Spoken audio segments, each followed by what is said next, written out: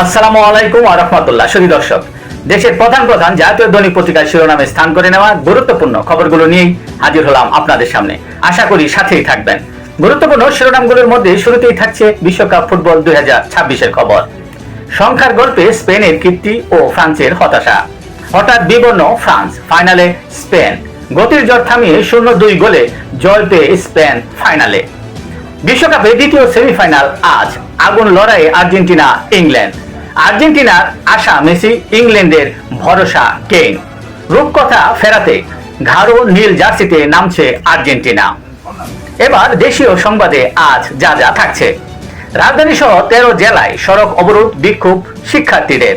HSC পরীক্ষা স্থগিত ও শিক্ষামন্ত্রী পদত্যাগ দাবি সহ 8 দফা দাবি শিক্ষার্থীদের। সংসদ ভবনে প্রবেশের চেষ্টা শিক্ষার্থীদের, পুলিশের লাঠিচার্জ। মার্চ টু শিক্ষা মন্ত্রণালয় কর্মসূচি আজ শিক্ষার্থীদের ফার্মের মুরগি বলে মন্তব্যের জন্য সংসদে দুঃখ প্রকাশ করলেন শিক্ষামন্ত্রী আহসানুল হক মিলন।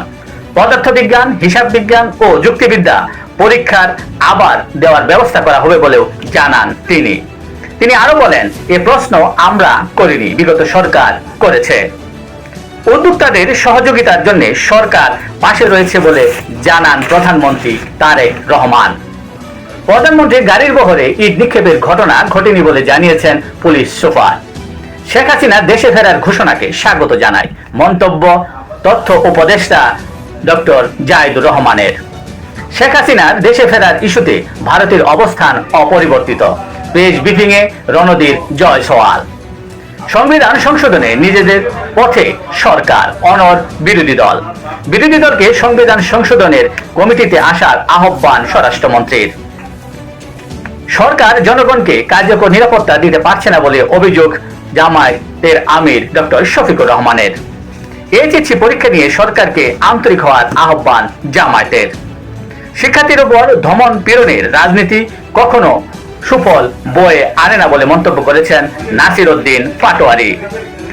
দেশের আইন শৃঙ্খলা পরিস্থিতির উন্নতিতে স্বরাষ্ট্রমন্ত্রীর তৎপরতা নেই বলে মন্তব্য করেছেন নাহিদ ইসলাম।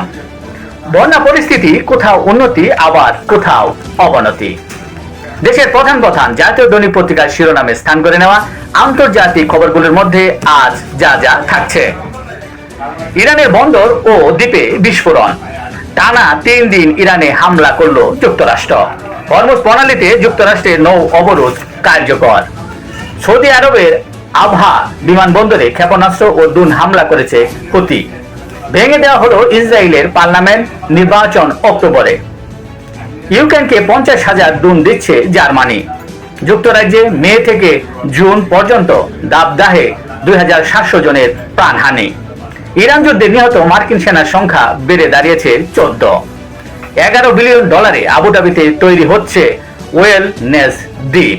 এই ছিল দেশের প্রধান প্রধান জাতীয় দৈনিক পত্রিকার শিরোনামে স্থান করে নেওয়া গুরুত্বপূর্ণ খবরগুলো জানিয়ে এতক্ষণ আপনাদের মাঝে উপস্থিত ছিলাম।